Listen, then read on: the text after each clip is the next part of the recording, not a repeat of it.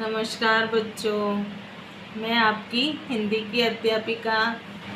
मेरा नाम है आशा नागर और मैं पाठ 1 जागरण गीत इसकी बुक फिल करवा रही हूँ आपको। देखिए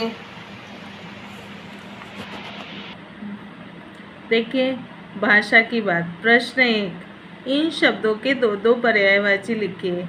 तो पर्यायवाची लिखना है। देखिए पहला है सिंधु। सिंधु का है समुद्र, सागर।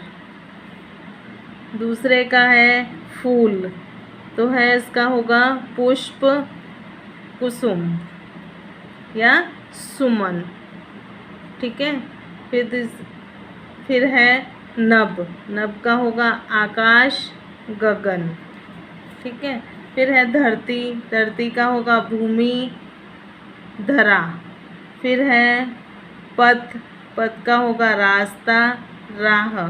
फिर है इंसान। इंसान का होगा मनुष्य और मानव।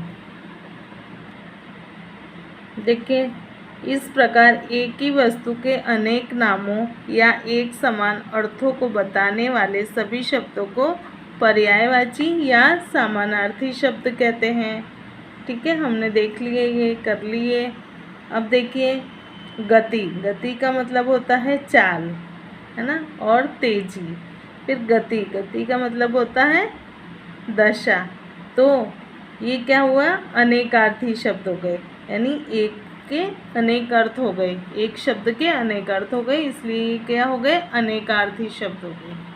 अब देखिए बच्चों, इन शब्दों के 2 अलग अर्थ लिखकर वाक्यों में प्रयोग कीजिए।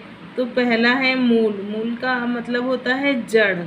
ठीक है, इसको आपको यहाँ होमवर्क करना है, बुक में ही करना है और आपको इसके वाक्य बनाने हैं। इन शब्दों का प्रयोग करते हुए वाक्य बनाएंगे आप।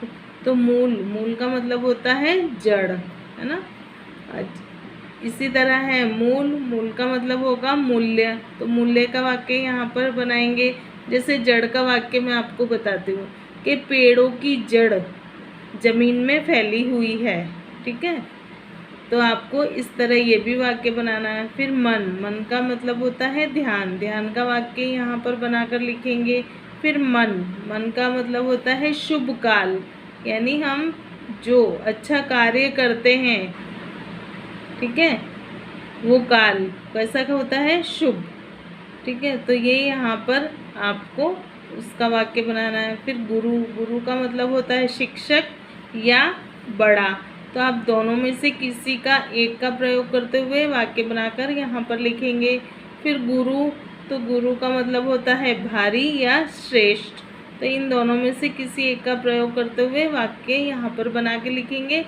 बच्चों ये होमवर्क है, आपको बुक में ही फिल करना है और बुक में ही वाक्य बनाकर लिखने हैं, कॉपी में नहीं करना है ये। फिर देखिए तीसरा प्रश्न है वर्ण विच्छेद कीजिए, यानी वर्णों को अलग अलग करके लिखना है हमें। नींद। तो न प्लस ई प्लस द प्लस अ, तो नींद हो गया। फिर अरुण। अ प्लस र प्लस उ प्लस अण प्लस अ प्लस र प्लस उ प्लस अण प्लस अ, तो क्या हो गया, अरुण। फिर है प्रतिकूल। प प्लस र, प और ये र आ गया तो प्र। फिर अ तो प्र हो गया। फिर त प्लस ई, छोटी ई है, प्रति। क प्लस उ, बड़ा ऊ है, यहाँ पर बड़े ऊ की मात्रा है तो बड़ा ऊ। फिर ल प्लस अ, तो क्या हो गया, प्रतिकूल। फिर है वंदनीय। तो व। फिर हो गया न, व। फिर हो गया न प्लस अ, वंद। फिर द प्लस अ, वंद। न ई, नी य अ, वंदनीय। फिर श्रृंखलाएं। श्र र ख प्लस अ प्लस ल प्लस आ प्लस ए और चंद्र बिंदु, तो क्या हो गया, श्रृंखलाएं। ठीक है। फिर अब देखिए हमें उत्पत्ति के आधार पर शब्द के 4 भेद होते हैं, तत्सम, तद्भव, देशज और विदेशी। तो देखिए, तत्सम शब्द जो संस्कृत भाषा के जो शब्द हिंदी में ज्यों के त्यों प्रचलित है उसे क्या कहते हैं? तत्सम शब्द। जैसे सूर्य, अग्नि, ज्ञान, आत्मा, पृथ्वी आदि। ठीक है। फिर इसी तरह तद्भव शब्द है संस्कृत के जिन शब्दों के कुछ रूप परिवर्तन होकर प्रचलित है, जैसे कान, आग, सूरज, हाथ आदि।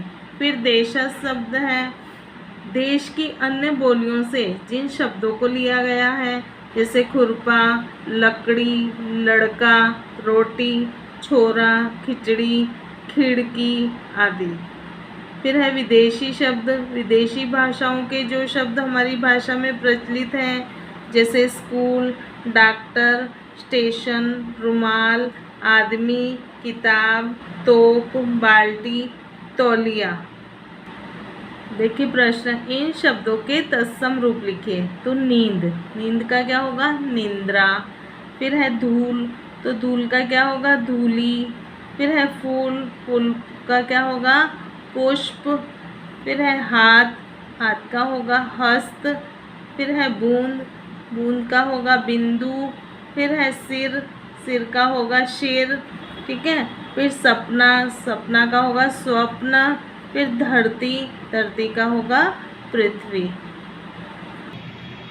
हाँ जी बच्चों, अब आपको ये बुक फिल करनी है और आप सबकी बुक फिल होनी चाहिए। ठीक है। Bye bye.